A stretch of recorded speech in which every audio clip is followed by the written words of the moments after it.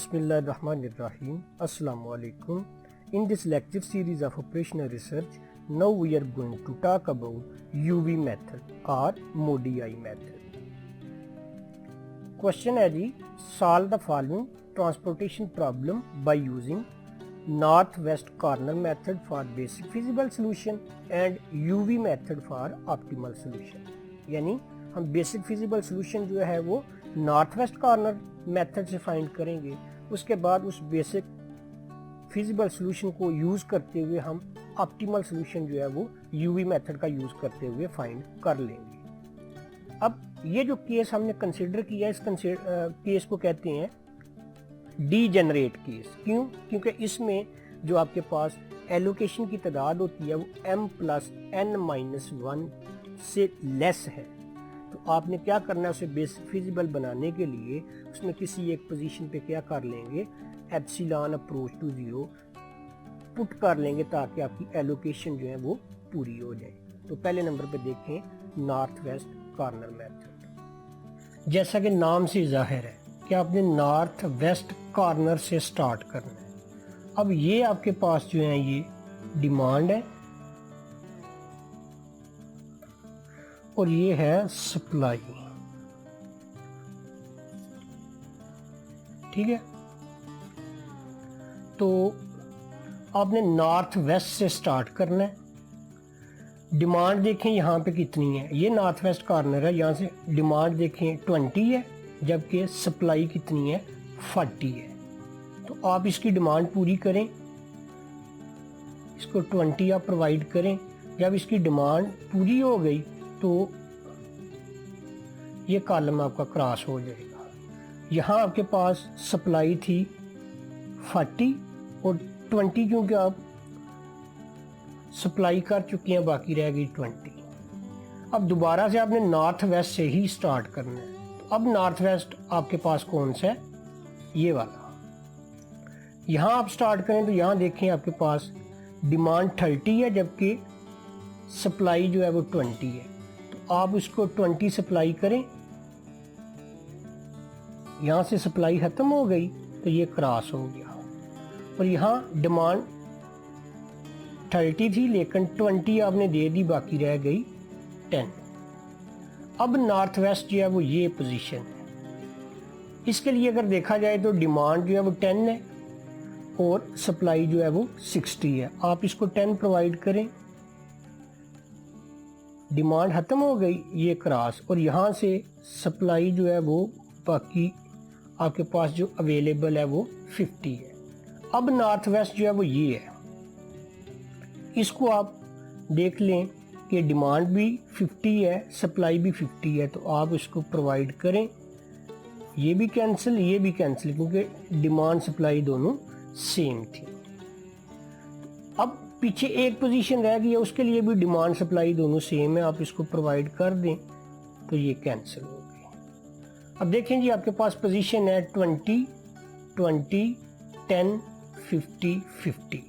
इसको अगर आप नीड करके लिखें तो हम लिख सकते हैं, ये आपको मिली 20, ये भी 20 थी, ये 10 थी, ये 50 और ये 50 थी। तो यहाँ से हमने क्या करना है, हमने फाइंड करनी है इसकी कॉस्ट। तो ये जो है ना, ये 4688 लिखा हुआ, ये पर यूनिट कॉस्ट हैं। और यहाँ पे टोटल जो है ये जो हमने अभी लिखी हैं, एलोकेशन हमने की है, ये है नंबर ऑफ आइटम्स। यहाँ पे 20 आइटम्स हैं और पर यूनिट आइटम कॉस्ट जो है वो 4 है। तो जब कॉस्ट फाइंड करेंगे तो ये बन जाएगी 20 × 4 प्लस 20 × 6 प्लस 10 × 8 प्लस 50 × 6 प्लस 50 × 8। ये क्या बनेगी, ये बन गया 80, ये 120, अगेन 80, फिर 300 और फिर 400। टोटल कितना बना ये 200 बना, ये 700, 980। इसको आपने बेसिक फिजिबल सॉल्यूशन तब कहना है अगर बेसिक फिजिबल की तीनों कंडीशन जो है वो पूरी हो रही हो। पहली कंडीशन है कि row and column constraint are satisfy. ये देखें रो वाइज आप चेक करें कि ये टोटल बन रहा है या नहीं। 20 + 20 40, 10 50 60, 50 50। कॉलम वाइज चेक करें 20 है, ये भी 20, इन दोनों का सम 30 बन रहा है, ठीक है, ये 50 है, ये भी 50। Row and column constraint are satisfy. उसके बाद हमने क्या करना है, ये चेक करना था कि इसके अंदर लूप तो नहीं बन रही। थर्ड ये है कि आपने चेक करना है कि आपके पास जो एलोकेशंस हैं उनकी तादाद m + n-1 के इक्वल है या नहीं। अगर तो m + n-1 से ज़्यादा है तो फिर तो लूप जनरेट होगी। बाज़ औक़ात m + n-1 के इक्वल भी हो तो फिर भी लूप जनरेट होती है, लेकिन अगर m + n-1 से लेस हैं तो फिर तो लूप जो है ना वो ज़्यादा चांसेस होते हैं कि लूप नहीं बनती। तो अगर m + n-1 से लेस एलोकेशंस हैं तो फिर भी ये बेसिक फिजिबल नहीं होता। फिर हमें क्या करना पड़ेगा, किसी एक ऐसी पोजीशन पे एप्सिलॉन अप्रोच टू 0 जो है वो अप्लाई करना पड़ेगा ताकि हमारी एलोकेशन जो है वो m + n-1 के इक्वल हो जाए।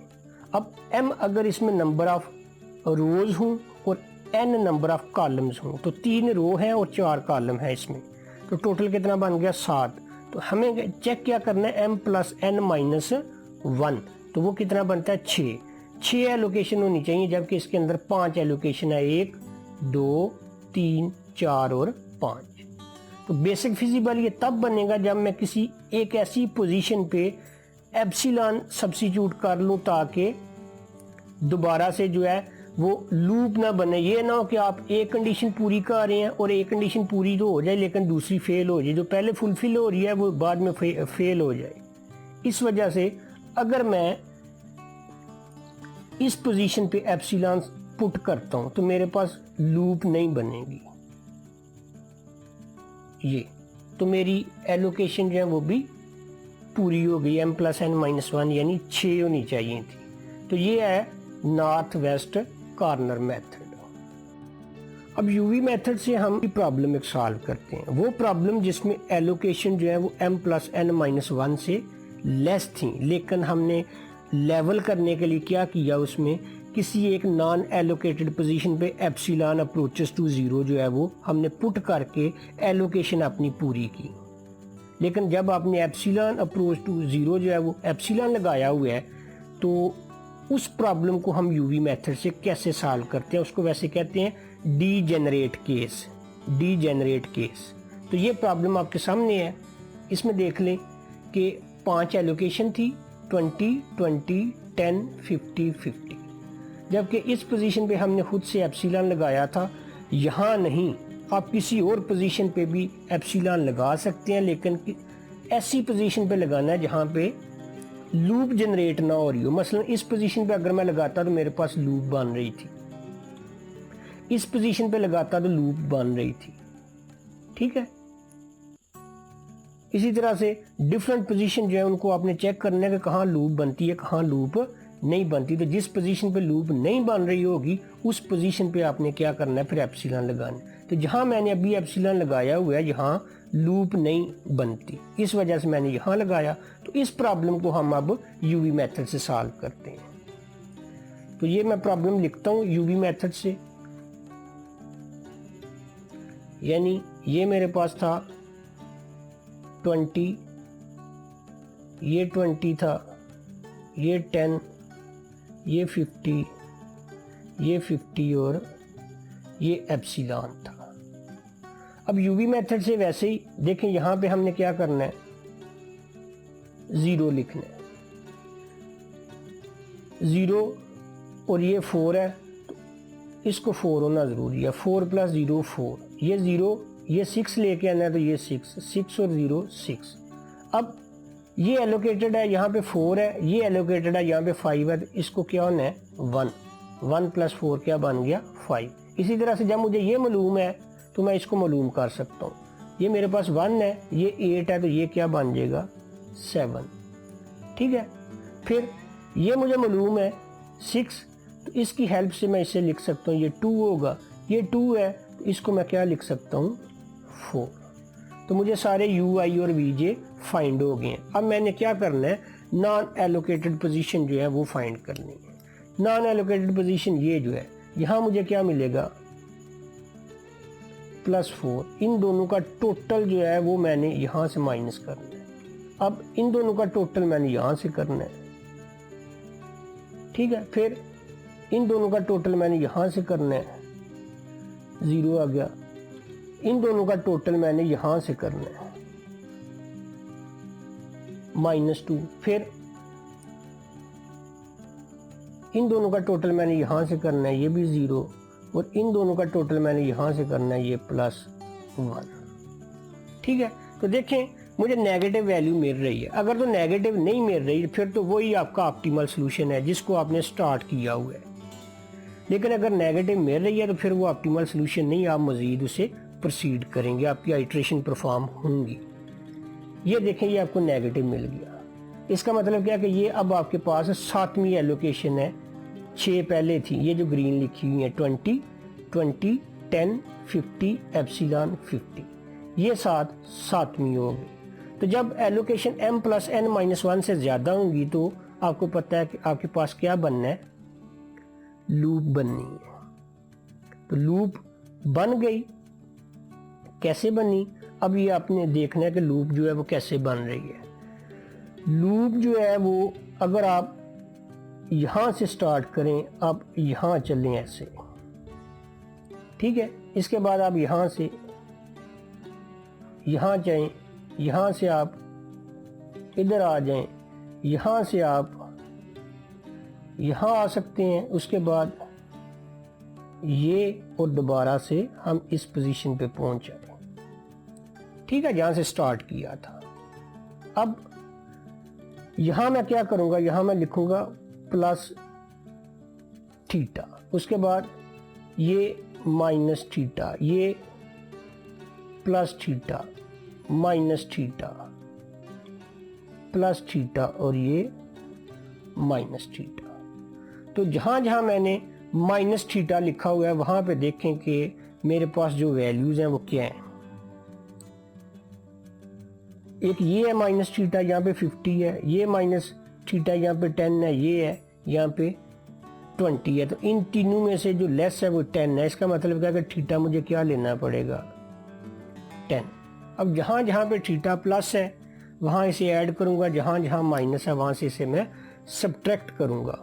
तो मेरे पास जो एलोकेशन बनेगी वो कुछ इस तरह से होंगी। यहाँ 10 होगा, यहाँ 30, यहाँ एप्सिलॉन +10। तो एप्सिलॉन चूंकि अप्रोच टू 0 है तो 10 + एप्सिलॉन जो है उसको मैं फिर 10 ही लिखूंगा। इसी तरह से यहाँ पे 40 और ये 50 ही था, ये ऐसे ही रहेगा। और उसके बाद यहाँ पे जो है वो ऐड होगा तो ये 10 बन जाएगा। दोबारा मुझे क्या करना है, यू आई और वी जे फाइंड करना है। यू आई मेरे पास u1 जो है वह 0 होगा, इसकी हेल्प से ये मुझे मिल जाएगा 4। ये 0, ये 6 तो ये 6, ठीक है। ये 4 है, ये 5 है तो ये 1 होगा, ये 1 है तो ये 7, ये 7 है तो ये 0, ये 0 है तो ये 6, सारी मालूम होगी।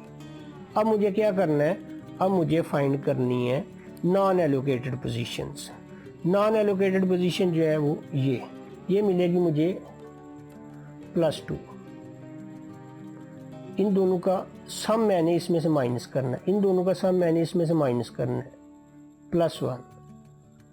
इन दोनों का सम मैंने इसमें से माइनस करना है +2। इन दोनों का सम इसमें से +2। फिर इन दोनों का सम मैंने इसमें से 0, ये -1। माइनस आपको मिल रही है अभी, इसका मतलब क्या है कि आपकी आइट्रेशन मज़ीद परफॉर्म होगी। वो जो आइट्रेशन परफॉर्म होगी उसमें आप इसको कंसिडर करेंगे एज एलोकेटेड पोजीशन। तो फिर ये आपकी लूप बन रही है।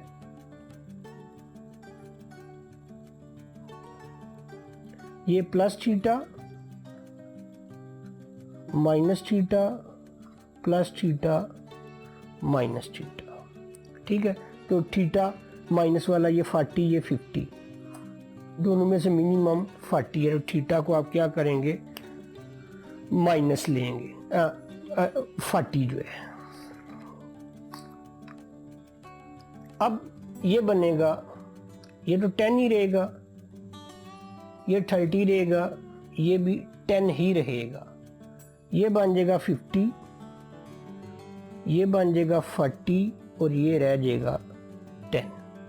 दोबारा से U10 V1 4, U10 V2 6, V1 4 U3 1, U3 1 V3 5, V3 5 U2 1, U2 1 और V4 जो है ये 6। नॉन एलोकेटेड पोजीशन वो चेक करें। ये इन दोनों का सम 5 प्लस 3, ये 6 है, ये प्लस 2 रह गया, ये प्लस 1, ये प्लस 1, उसके बाद 0 प्लस 1। कोई भी पोजीशन ऐसी नहीं है जहाँ पे नेगेटिव का साइन आ रहा हो। तो इसका मतलब क्या है कि आपको ऑप्टिमल सॉल्यूशन जो है आपका मिल गया है। वो ऑप्टिमल सॉल्यूशन कौन सा है, ये 10 30 10 50 10 40, ये बेशक आप चेक कर लें। 10 × 4, 30 × 6, 10 × 6, 50 × 7, 10 × 5 और 40 × 6। क्या बनना, 40 प्लस 180 प्लस 60 और इन दोनों का प्रोडक्ट 350, ये 50 और ये 240। ये देखें, ये 400 और ये 100, 500 200, 7 108, 880 प्लस 40 120, 920, ठीक है। ये आपको क्या मिल गया, इसका ऑप्टिमल सॉल्यूशन। अब हमने ऑप्टिमल सॉल्यूशन पहले भी 2 फाइंड किए हैं, तो देखते हैं कि इनमें से कौन सा जो ऑप्टिमल सॉल्यूशन है, ये वाला, ये हमने किया हुआ है।